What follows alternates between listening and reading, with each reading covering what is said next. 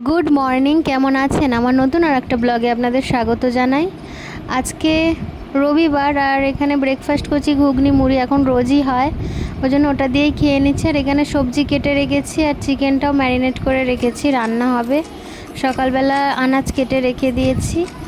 আর এটা চিকেনটা রান্না করছি। চিকেনটা একসাথে অল্প করে একদম এনেছিল, মাম্মামের জন্য, আমার জন্য।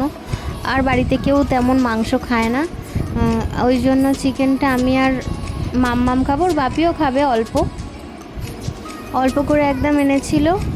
আর এবেলা খাবো না, চিকেনটা রেখেই দেবো, ওবেলার জন্যই খাবো। আর এটা পটল শাক, এটা খেতে বেশ ভালো লাগে। এটা অনেকেই খায়, আবার অনেকেই খায় না। এটা আমাদের খেতে বেশ ভালোই লাগে, একটু হালকা তিতো তিতো হয়। এতে এই যে চিংড়ি মাছ দিয়ে রান্না করব, পলতা শাক বলে আর কি এটাকে।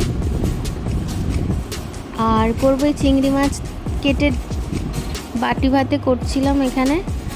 আর মাম্মাম এখানে খুব বায়না করছিল পুকুরে নামবে বলে।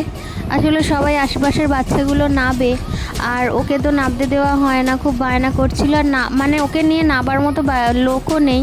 তো আজকে সানডে ছিল, ওর বাপি বাড়িতে ছিল, ওই জন্য ওর বাপি একটু নামিয়েছিল।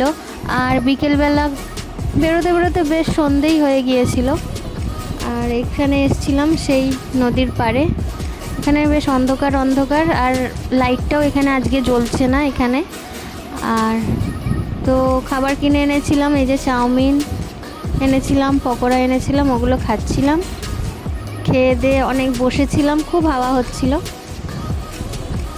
আর এই যে আমাদের সানডেটা এইভাবেই কাটে, এখানে থাকলে। আর ওখানে থাকলে একটু অন্যরকম। আর ওরও ইচ্ছা ছিল আমাকে খাইয়ে দেবে, ওই যে আমাকে খাইয়ে দিচ্ছিল। খায় কম, খেলে বেশি খাবার নিয়ে। আর এই যে এত হাওয়া হচ্ছিল, খুব ভালো লাগছিল। এখান থেকে যেতেই ইচ্ছা হচ্ছিল না, এখন বাজে প্রায় 8:30, একদম যেতেও ইচ্ছা হচ্ছিল না, তবু যেতে হবে বাড়িতে। তো কি বাড়ি গিয়ে এবার খাওয়া দাওয়া করব।